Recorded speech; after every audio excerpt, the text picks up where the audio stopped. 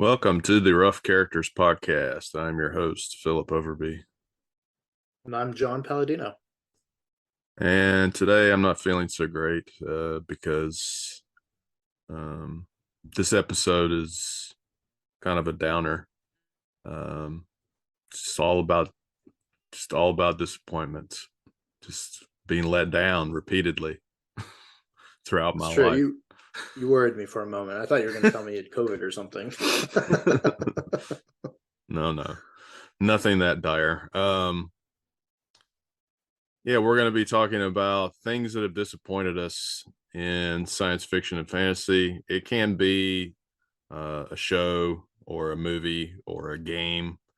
There might be mild spoilers, and if we spoil anything, we'll mention it beforehand so you can skip it. Um, but we thought sometimes you get really excited about something and you're let down because either it didn't meet expectations or it went in a direction you didn't like or whatever. So we're going to be talking about those things today. So first, let's have John start off this time because it seems like I start off every time. So Okay, I can lead the charge with this is a game that I'm pretty sure we've talked about many times before, but it's Mass Effect Andromeda. uh, And yeah, this might be on the list for a different reason though.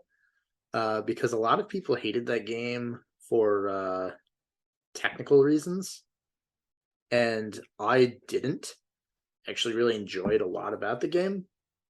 My disappointment with it is two things. The first is that the game did so badly with critical reception that they halted all progress on Mass Effect for like many years. And it wasn't until just recently that they announced they were working on number five. And so that's like a really long time that they went between the two games that they like we could have had a sequel by now probably. And that's like one reason that's really disappointing to me because I actually really liked it. And the game ended on this I don't want to say it was like a cliffhanger, but it like didn't resolve all of the story. It was very open. There was a lot more that I knew was coming. And one example of this is that there's this like mystery in the game and you actually don't solve it in the game. It was actually announced as future DLC for the game, and that DLC ended up being canceled because the game was so badly received, and that really annoyed me because I wanted to see what happened there. And then the franchise being put on hiatus was like another huge blow to me because I just love being in that universe, not tied to Shepard, because although the original trilogy was awesome, I really liked something new in that same universe. Actually, I guess it was probably a different universe, but you get what I mean. yeah, yeah, I got Mass Effect Andromeda not too long ago before my PlayStation 4 died. I got I got to play it a little bit, and what I played of it, I liked well enough. I mean, I didn't feel like it was bad or anything. So I think I think the backlash was had a lot to do with the um, some of the character design stuff or whatever. But when I made my character, I made him as stupid looking as possible. So like intentionally have it like every time I look at him, like, man, that character looks stupid as fuck. Um, so mine was, kind of intentionally silly. Um, but I don't know. I haven't missed the Mass Effect franchise as much as I would have figured I did. I guess like after I finished the trilogy, I wouldn't say I was like as disappointed as some other people were, but I was kind of like, well, basically everything I did in the game didn't really matter, or I didn't feel like it mattered. And Yeah, I that almost was put the the original trilogy on because of the ending, but but that was the cool thing. That was the cool thing about the game is because it always felt like what you were doing carried on to the next game. And I remember you could import your data from Mass Effect 1 to Mass Effect 2, and then import it from Mass Effect 2 to Mass Effect 3. I always loved games that did that. Like some of the D&D computer games would do that. They would let you import your party or whatever. Um, so I always liked that. And then I thought, well, I did this and I did this. I wonder how that's going to affect the ending. And it was like, it didn't, it didn't. Yeah. didn't.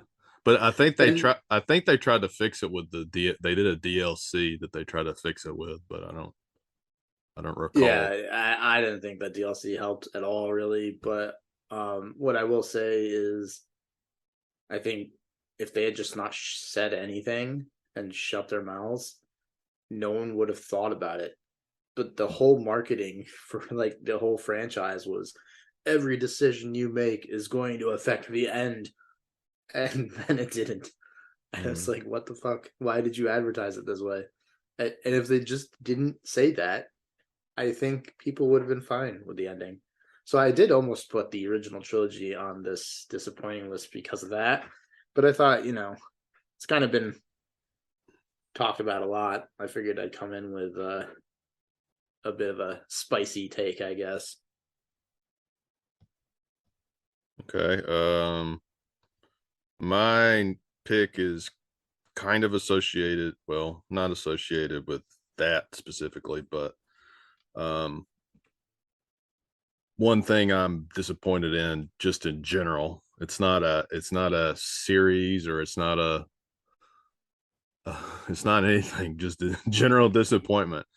Uh, I'm finding that the consoles are becoming more obsessed with getting exclusive deals, like Bethesda basically exclusively with Xbox now, and some of I heard that Final Fantasy is going to be exclusive. The next Final Fantasy is going to be exclusively on PlayStation, and that really sucks for me because I'm a one console guy. That's just how I've always been. Like I'll have a Switch or I'll have a handheld, but then like I was really looking forward to Starfield, but now I don't think I'm gonna ever get to play it because I'm probably gonna go with the PlayStation 5 ultimately.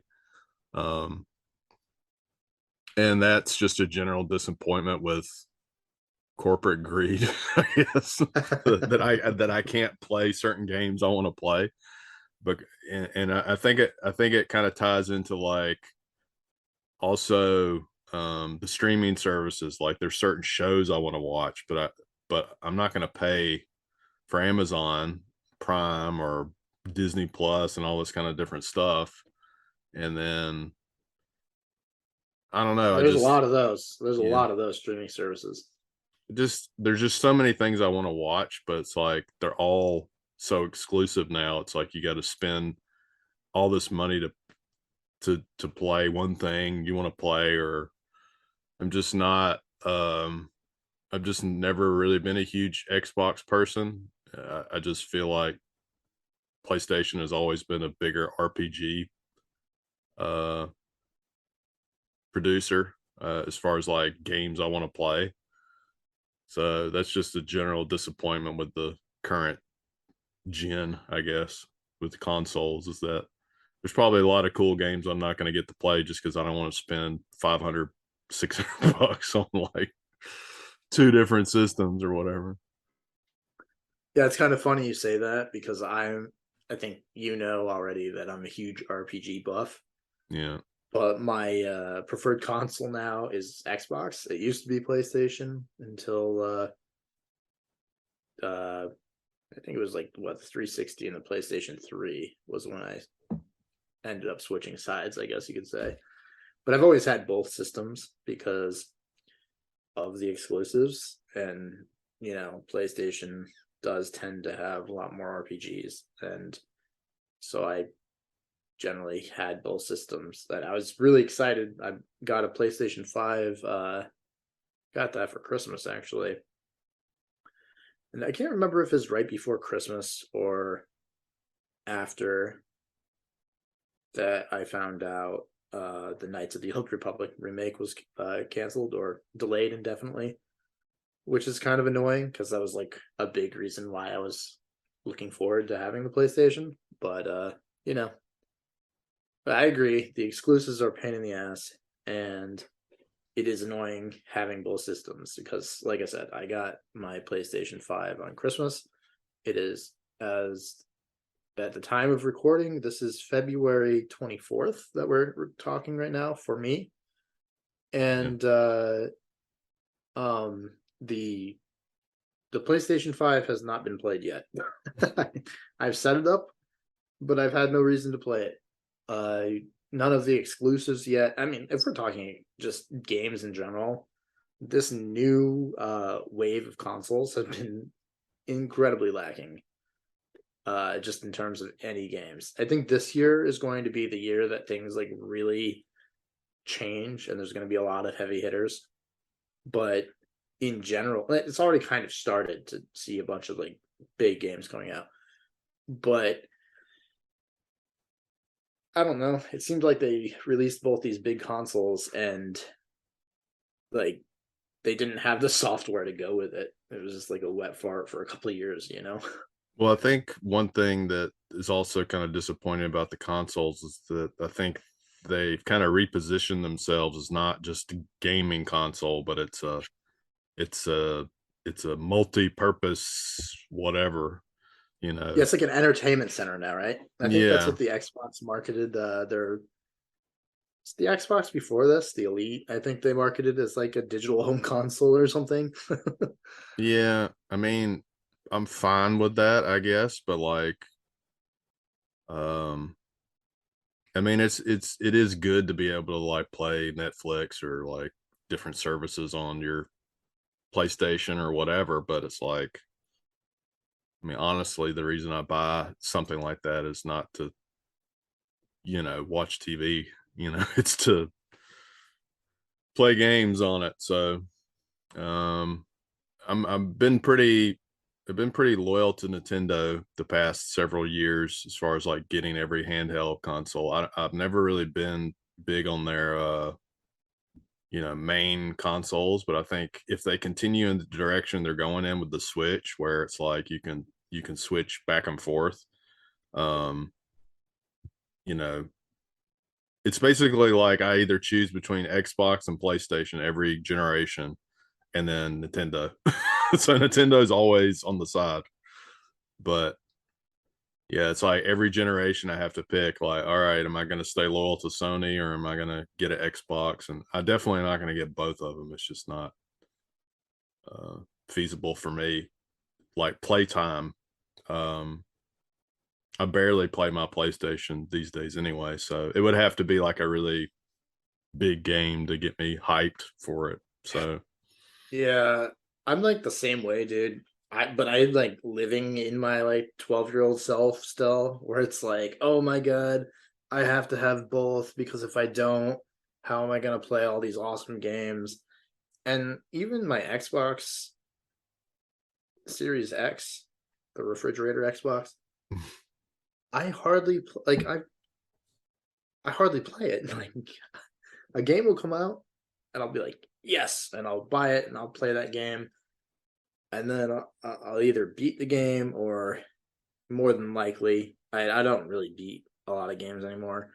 So more than likely, I kind of like uh, just kind of stop playing it, and it just sits there for a few months, and I just don't touch it.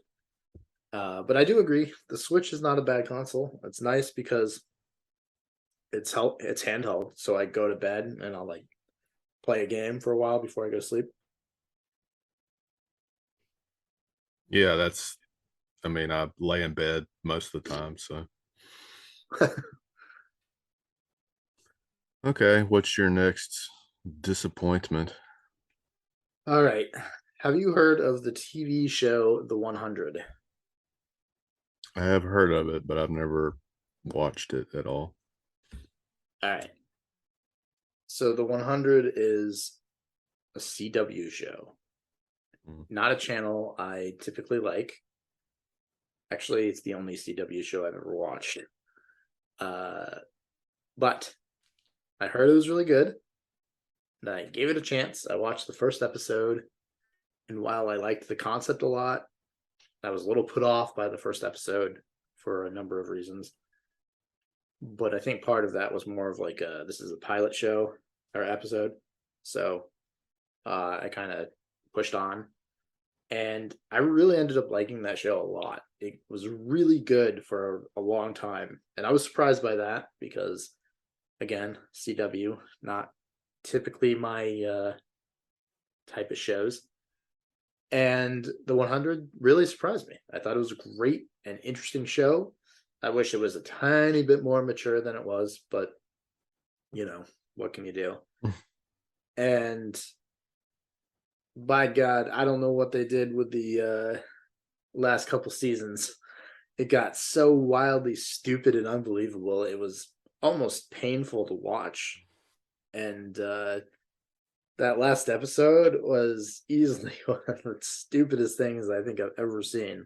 I don't want to spoil it, but like just unbelievable trash. I was so flabbergasted because up until the last couple seasons, I really felt like a lot of the science fiction stuff kind of made sense or was at least somewhat believable, if not like, you had to suspend your disbelief because there were some wild things that happened, like I don't know, these kids end up like launching a ship to space at one point. It just there's a lot of things that you kind of had to say, okay, well, I'll let it go for the show's sake. But the last couple seasons just had some wildly impossible, stupid, unbelievable. It went way more into like a faith slash spiritual type thing, Mm. which I have noticed a lot of science fiction does end up doing because I think they struggle to actually have answers for some things, and that always really irritates me. Well, I've never watched the show, so I don't really know a whole lot about it, but it does seem um I mean, this is something that Final Fantasy often does, right? Like in the last several uh iterations, it's like you have all this kind of like mortal conflict stuff, and then like it builds up, and at the end it's like, oh, it's just a big giant god that's trying to kill the whole world, and it's like you have to kill the Yeah, god now, and it's like, all right, that's the final. It's like that's always the final thing you have to do. Yet the final boss is like, oh, the god of death is trying to kill everyone. It's like, can it just be like a dude or something? It's like always got to be some crazy shit, some fake kind of like pseudo religious kind of thing. yeah, I think that's probably why I don't like Final Fantasy anymore. At least part of why, anyway. I've really struggled with that franchise since Final Fantasy IX. Well, speaking of Final Fantasy, that's one of my other disappointments. Oh, interesting. Actually, it's kind of like a skipping around disappointment in a way, because so the original Final Fantasy, well, the way they were released in America anyway, um I love the original one, and then Final Fantasy 4, which is Final Fantasy 2 in America, um really love that one. And then Final Fantasy 6, which is Final Fantasy 3 in in America originally, really love that one. And then Final Fantasy 7 was like a game changer for the PlayStation, basically sold the PlayStation. um really like that one. And then Final Fantasy 8 came out, and I was like, yes, Ugh. I'm so excited. So excited. And I remember going to Walmart and playing the demo, and like I played the demo, and I was kind of like, yeah, that's pretty good. I'm still, still kind of excited about it. And then when I actually got the game, it was like seriously one of the biggest disappointments in my life. I was so disappointed. And then I think Final Fantasy 9 and 10 kind of rekindled it, and then it kind of Final Fantasy 11 was online, and I was just like, eh. I mean, I'm just not an online gamer in general. Yeah. Um, 12 was. Mm. yeah, it's just, I mean, I haven't hated the last ones as much as most people have. Like I don't like them, but I don't hate them with a passion or anything. Um, Yeah. it's just I think Final Fantasy 8 was that first like major blow to my Final Fantasy love, where I was just like, man, this series can do no wrong. It's like the perfect fantasy series and like fit all the things I loved. And then it came out and I was like, I really don't like this game at all. And I know a lot of people that are a little bit younger than me love it because that was the first one they played. And I just had never figured that out. Like, how is Final Fantasy 8 your favorite Final Fantasy? Like, just makes no sense to me at all. I never understood that. I fucking hated it. Well, yeah, I hated 8. But I'd say I actually hated 10 more. Uh I really didn't like 10 at all. I thought that was my like I think that was my 8 for you. Like I didn't like 8, but Hmm. I really hated 10. And then 11 of course was online like you said. I didn't touch that one. 12, I loved the idea in the world. I couldn't stand the execution. And then 13 was when I hung my hat. I You're like, said I think this franchise isn't for me anymore. yeah, and I think 15 was disappointing for a lot of people also. Um, I played 15 a little bit, and Did you? yeah, and I just yeah, I just doesn't feel the same or something. Yeah, I mean, it's not just the action and the action based kind of like Kingdom Hearts style fighting, but it's like the world is like not. I mean, maybe I didn't play far enough. I mean, some people like the game, obviously, but Yeah, my brother played that game, so I watched a little bit of it. It's not for me, but oh my god, I couldn't get over how stupid everything was. Like the names of the characters, and I really hate the gameplay that they've gone to. I can't stand it. I played the Final Fantasy VII remake and loved everything about it except for basically everything in the game that's gameplay. mm, So I love the graphics. I loved, the talking and the cinematics and all that, but I fucking hated the combat in that game. And I really wish they'd kind of go back to their roots. I like the turn-based shit. I would love some more either grid based or not. I really loved Final Fantasy VI a ton, but I don't know why they've. I know why they have. It appeals to the larger audiences, I guess. But man, well, I don't. hashtag rip turn based games. Well, I don't know why they don't make. And this is something I was trying to talk about like 10 years ago or something. I think around the time whenever Skyrim came out. And I said, why can't they just make an open world Final Fantasy game that's single player? It's not online, where you can like create your own class. You can, like Final Fantasy 11 or 14. You have like a main storyline that you do, but you're basically create your own Final Fantasy character in a open world kind of game. Like that would be awesome. Um, but for whatever reason, they're just like, no. If you want to do that, play the online game. It's just like, Yeah, I okay. tried the what is it, Final Fantasy 14, the online one, which apparently people absolutely love and rave about. Yeah. But I thought it was the most boring thing I've ever played. I was like, why? Why do people like this? It's so boring. I think it's just a thing with online games in general. And this is just kind of like a side disappointment where, I want to play online games with people, and it's just like every time I try it, I'm disappointed. It's just like I can't Right. like you start off playing, you're like, all right, I'm gonna give it an honest try this time. I'm first level. I get it. I got to kill rats or whatever the stupid fucking thing is. I got to kill.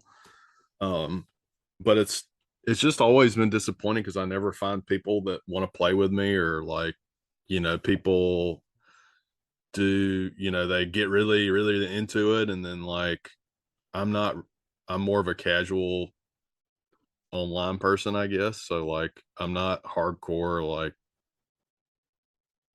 getting all the super expensive equipment and all this kind of stuff. And it's just like, every time I try to get into a game that's online that people are like, man, you got to play this online game. I'm like, okay. Like I tried Destiny for a while. Um, and just always, yeah,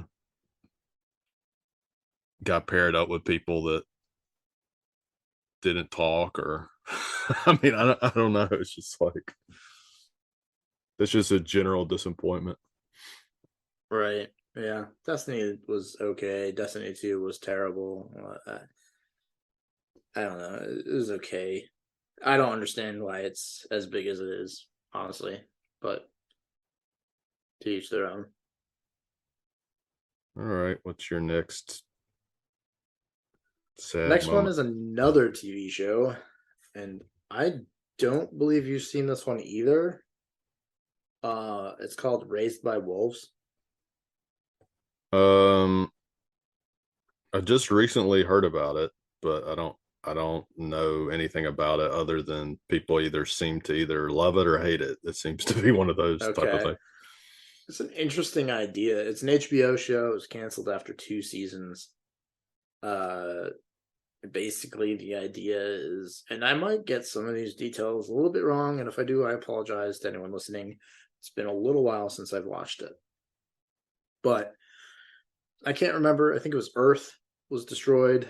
Uh, Before it's destroyed, these two androids are sent to this other planet, uh, and they bring these eggs with them, or maybe it's fetuses. I really don't remember, that are like frozen, and their job is to set up like a livable habitation and then raise these humans to try and like save humanity. And while the idea is really cool, the execution in the first season isn't bad. There's some really weird science fiction shit again that kind of drifts into fantasy that is hard to believe in some ways. But then season 2 happens, and I think I watched like an episode or two. I didn't watch the whole season. I watched like 1 or 2 episodes. And I said, "Yeah, this is stupid. I'm out." And it's really annoying because the show clearly had a good budget. It looked fantastic. It was just like the concepts and the writing really kind of took it to like stupid places, I guess. And Mm. so I don't know. It was super intriguing at first. I really was into that show, and then it kind of just spiraled out of control. Yeah, I feel like there's a lot of shows like that where they start off. It's one or the other. It's like if they start off pretty good and then they just like get dumb, and then you're like, all right, I don't want to watch this anymore. Or it starts off really dumb and people are like, no, no, wait till season 6. And I'm like, nah. And we talked about this before. Like, oh, you just got Right, to make it to season 3. And I'm like, I'm not making it to season 3. Sorry. Uh, right. just don't have the mental capacity to keep up with all this stuff. Um, okay, so my next pick is something we've talked about a lot. So I don't know how much we really want to talk about this. Um, and we have an episode coming up which covers this topic pretty extensively. But the Star Wars prequels and sequels were were pretty disappointing for me. I would say I can't really say which ones were more disappointing. I think That's probably madness. That's absolute madness. Don't even say that. I think the prequels were more disappointing. Get the Because, fuck off this podcast. no, Stop it. You're killing because me. no, because I was more excited for those. I wasn't as excited for the sequel, so they weren't. The disappointment didn't match up. Like I was already kind of guarded about the sequel, so I like if the sequel sucked, I wasn't like, ah, shit, you know. But the prequels, yeah, I just don't vibe with them at all. I don't know if it's an age thing or it's It's just the you being wrong thing, is what it is. And that's okay. well, I mean, it's a large percentage of the population that's wrong about it, not just me. Well, Uh, that's how it often goes. I think the major disappointment was episode one, just because of how much hype there was behind it. And I think um, I'm just expressing like after I watched the movie, um, I wasn't happy. I didn't feel happy about the next movies. Put it that way. Yeah, fair enough. I mean, you're a bit older than I am. I saw Phantom Menace in theaters, and when I walked out, I was pretty damn stoked. But I was also like, what, 12 when they came out, maybe. So, Yeah, I I was mean, in high school at that point, so yeah, maybe it didn't resonate with me as much or whatever. rewatching that movie, it's still pretty. I forgot where I ranked it on the tier list when we ranked the Star Wars movies. It's still decently high for me, but yeah, I definitely see like some of the problems, you know. I But mean, we have a whole episode coming up about this topic, which is like almost 2 hours long. So right. keep an eye out for that. We don't have to really go too much more into it. Yeah, just everyone know that I'm right and Phil's wrong, and then you'll go into the podcast about Star Wars much happier. Yeah, that's it. All right, what's your next? All right, my last one is good old Walking Dead. I Uh, I don't think you've seen the whole series, have you?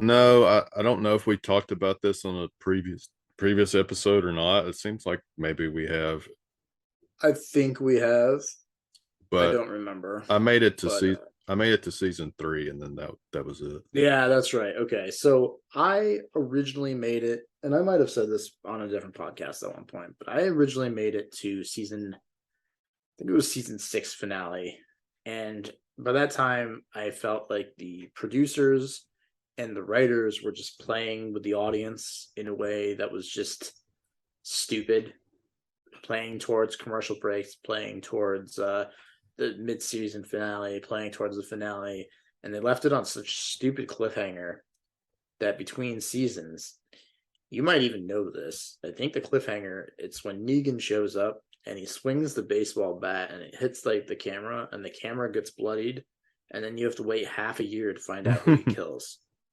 And when Yeah. that happened, I like quit the show. I think I watched the first episode of season 7 to see who died, and then that was just so stupid that I like quit. uh and that's not even my disappointment, because when COVID happened, I went back to The Walking Dead, and because I was bored as fuck, and I watched all the stuff that I hadn't seen, caught up, and the show just recently ended. Uh I can't remember when. I think it was in the last fall. Now, I will say that the show tanks after Negan shows for a while, and it's really boring for a long time. But then a specific event happens, which I don't want to spoil, but a bunch of the main cast kind of like leave the show. Well, I guess not a bunch. A few of the main cast leave, and they kind of like rebooted the show a little bit. And then they had a couple of really good seasons, and then that quickly dropped back down to being shit again. And but that's The Walking Dead for you, so whatever. But I was really excited to see like the last couple episodes, like because I was like, okay, finally we're gonna get something that's gonna be fucking crazy here. But no, you have a series finale of a show called The Walking Dead, and like two named people die. One of them was the main character, and one of them was some random ass side character, and everyone else had the most obvious plot armor I've ever seen in my entire life. It was almost unbearable and stupid, and the whole reason for all of that was simply because of all their spin-offs that they have coming out. And it was just I fucking hated it. I was so annoyed. I was so pissed. I was like, are you serious? This is the most lame series finale to a zombie show I think that could have ever been made. And the showrunners were proud of it. I was like, how? This is so dumb. Yeah. Well, eventually, I may try to give it a go again, but I mean, really, between games, TV, movies, blah blah blah, it's just like, what do I, I have? I What do I have time for at this point? I mean, if you wanted my advice, I would vote that you skip The Walking Dead because it's stupid and terrible. And there's far more like bad seasons than there are good. And Um, I would just suggest you watch Fear the Walking Dead. And actually, earlier you said something about me telling you to wait until season 3 or something. It might have actually been this exact conversation yeah. because season 1 of Fear the Walking Dead is really decent, and Mm, season 2 had like a really good half and a really half, and then I think it was season 3 that was like really meh. But then season 4 was like spectacular, and I thought the show was awesome after that. So but I've also heard that people hated the show around that time and thought that's when it got stupid. So who knows? But mm. I personally think Fear the Walking Dead has much better characters and story than the mainline show. So if you ever were thinking like, I really need to give this show a chance, I would advocate going to Fear the Walking Dead. I just think it's a better story and more consistently interesting.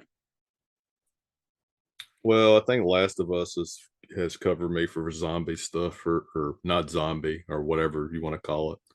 For Shit, son! I should have put the last of season episode game 2 on here. I couldn't remember what it was called. Yeah, the second Last of Us game. What a disappointment that was. Yeah, I never played that one. I did Nope. love. I did really love the first one, but I've heard enough people say that they didn't like the second one that I kind of rather just keep my memories. Just Yeah, I heard the stay ignorant. showrunners are like super stoked about it too. I'm like, are you serious? Why? I kind of gone back and forth on my last disappointment. Because I don't know if it's really a disappointment. Hmm. It's more of give me a reason not to do something. And we've kind of talked about this a little bit off the show, but the recent Dungeons and Dragons controversy with changing the licensing and that kind of stuff. This is kind of a disappointment for me because one of my passions is game design, and at one point I'd hoped to publish stuff with Dungeons and Dragons, or um, yeah, it was kind of like a dream of mine when I was younger to publish a module or write for Wizards of the Coast or something like that. But I think this whole debacle kind of like made me not want to do that anymore. I don't know if it. Um, uh, I feel like there's so many great other RPGs out there. And while I don't want to say like, you know, I mean, I've never really bought D&D stuff anyway. The past several years, like most of the stuff I use is just like, you know, the free stuff that's already available. Um, I do have some of the starter kits where I was trying to get my wife into D&D, but she's just like, nah, this is not my. I'm just not. She's just not into it.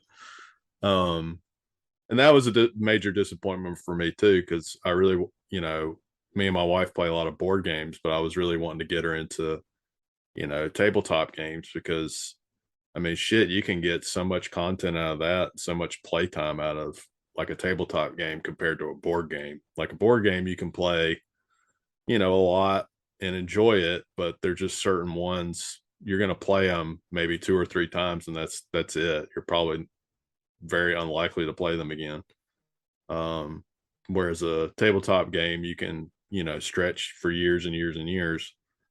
Um, but I guess yeah, the disappointment was that there were a lot of people publishing like fifth edition stuff and doing Kickstarters, and there was all this like, oh, that's cool. I didn't know you could do that. And then I was kind of learning more about that kind of stuff. And then I still don't know details about everything. Like it's just kind of for me reading here and there.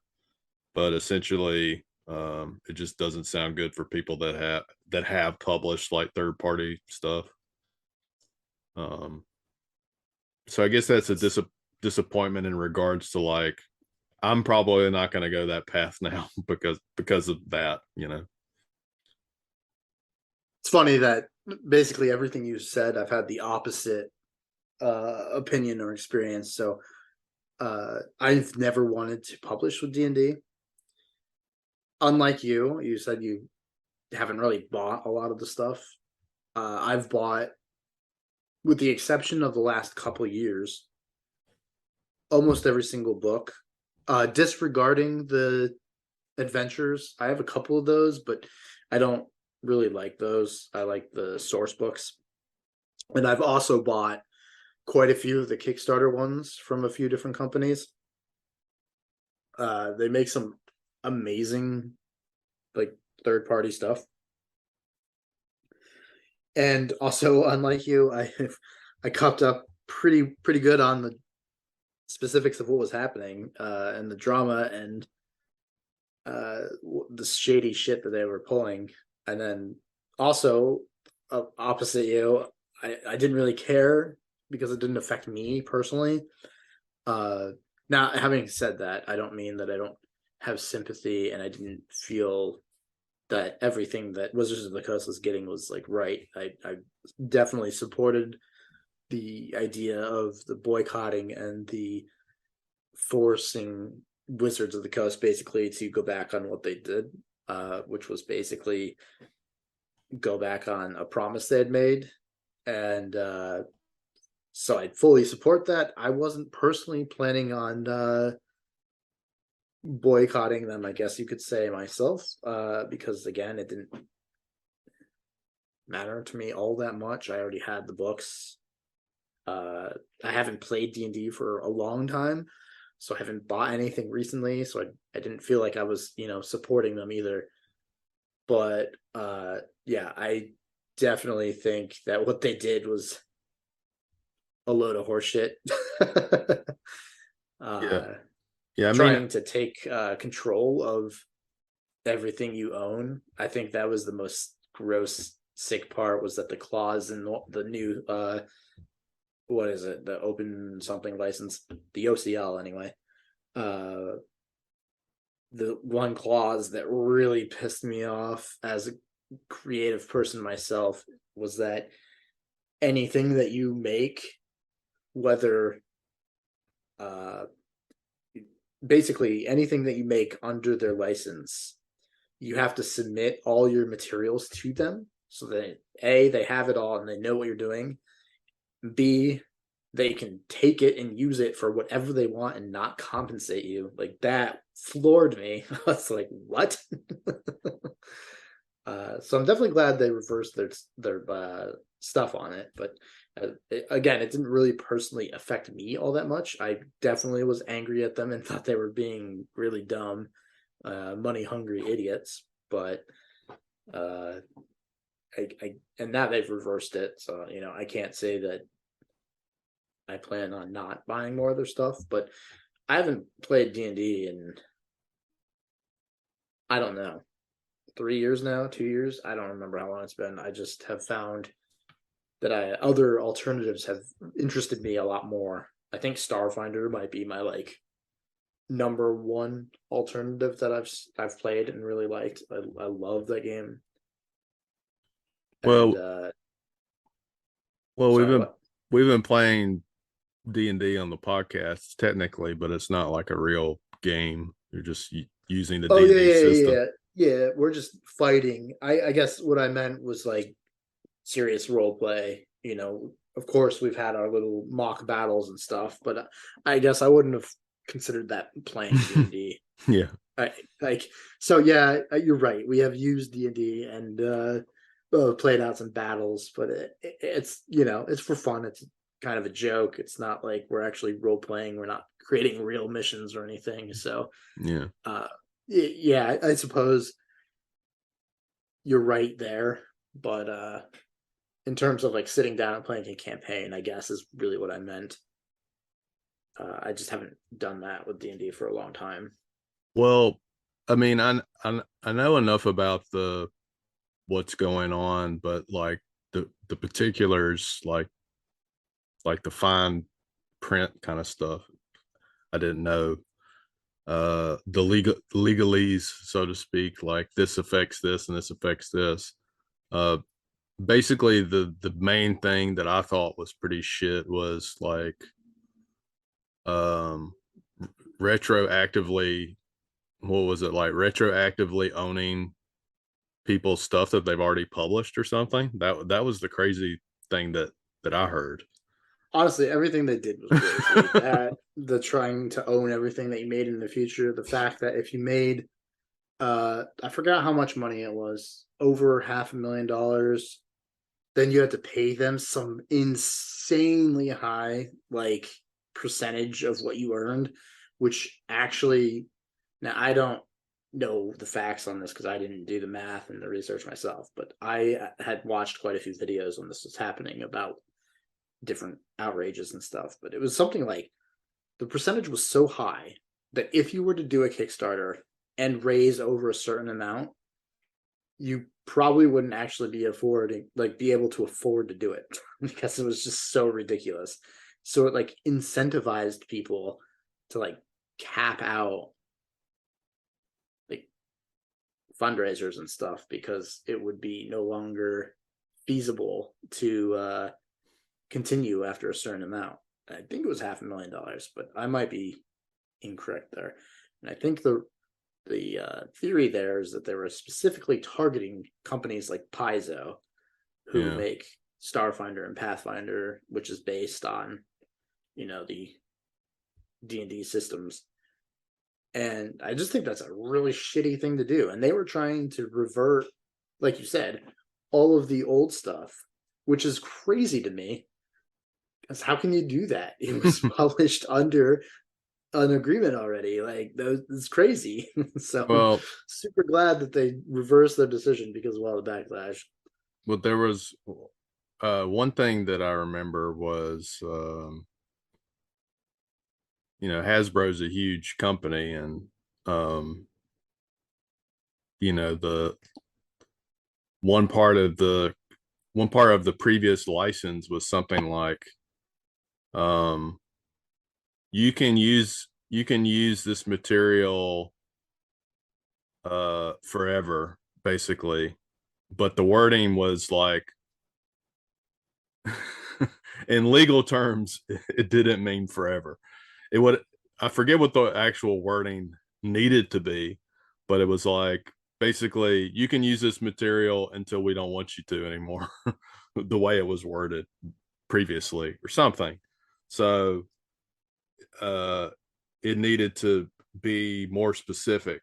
So the problem is, like, even if third party publisher wanted to sue, I mean, they would probably have to do like a class action lawsuit or something against Hasbro, because I mean, these third party publishers hardly make any money anyway when they publish their stuff, I'm sure, compared to like a big company. So I mean, they can't afford to hire lawyers and all that kind of stuff. um but I think the public backlash was so terrible that they backpedaled on it. So we'll see what happens. But I was disappointed because you know Yeah, I looked this up real quick to give you a couple of the facts. I just want to issue a quick correction. I said OCL earlier. It's actually OGL, Open Game License. yeah.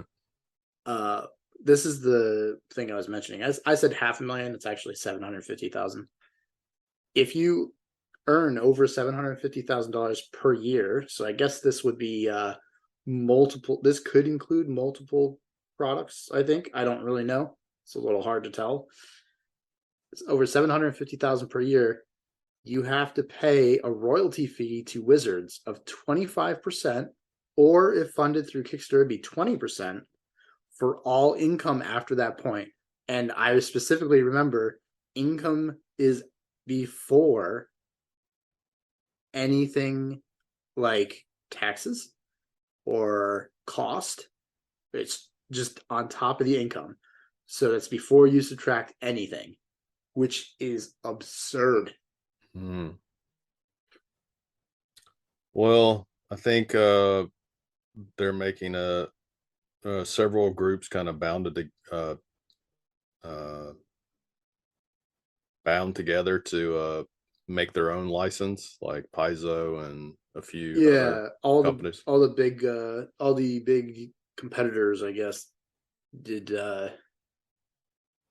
agree to make their own OGL with a third party who is, I guess, legally in charge of this, and the stipulation is that it could never be not open.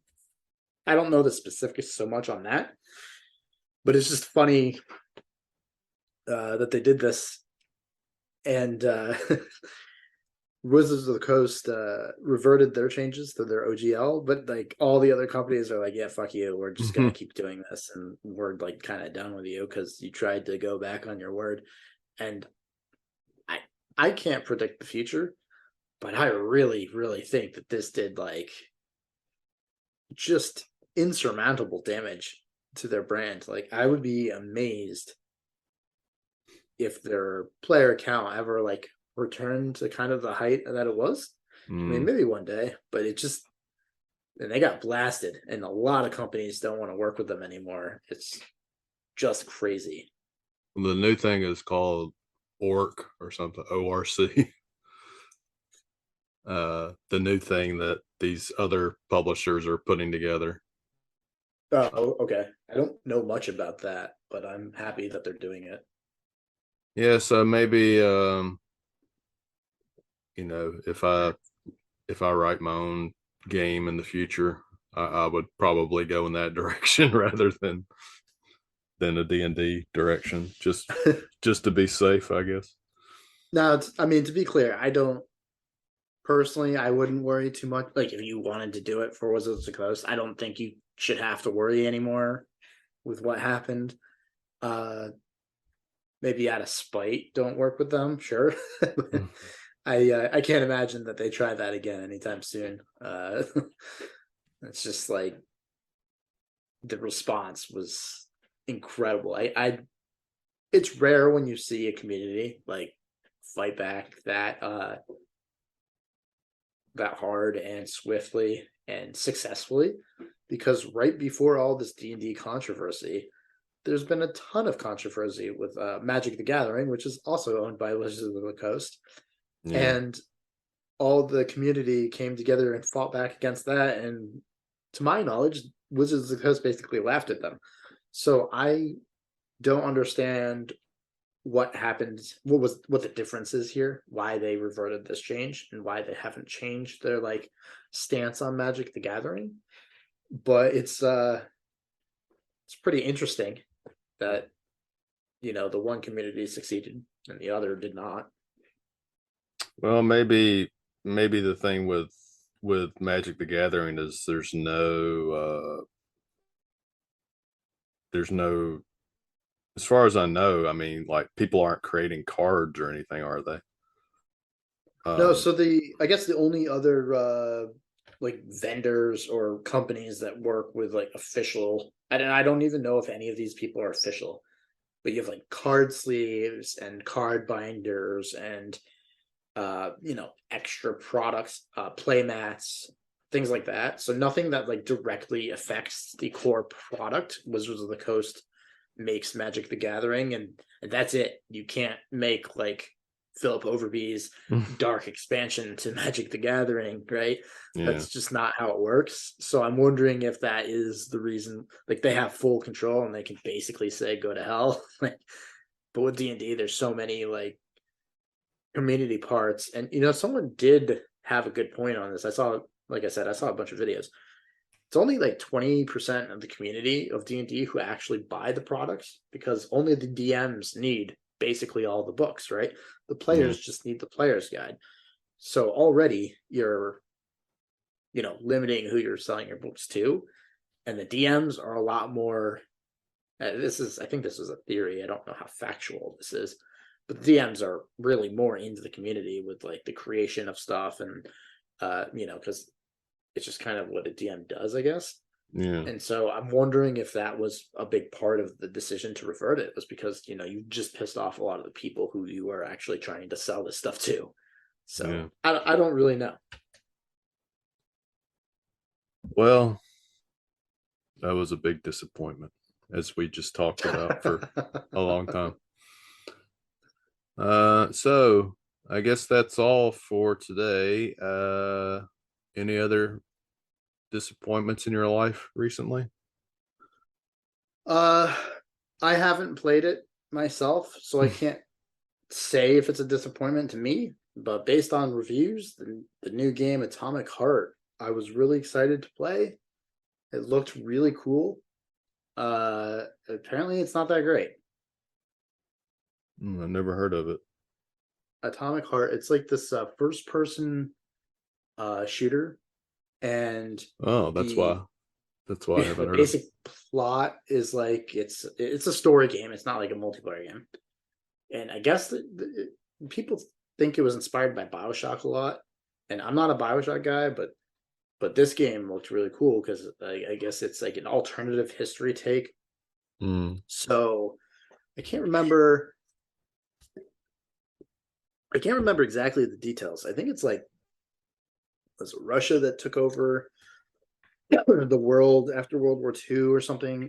I don't remember, and I'm certain I'm butchering that. But some country takes over the world. I think it's Russia, and they do a bunch of research in robotics and technology, I guess. And so everything's run by these creepy looking robots.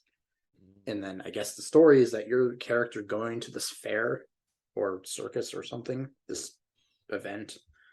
And at that area is when the robots decide, like, we're rebelling basically, and they start trying to kill every human.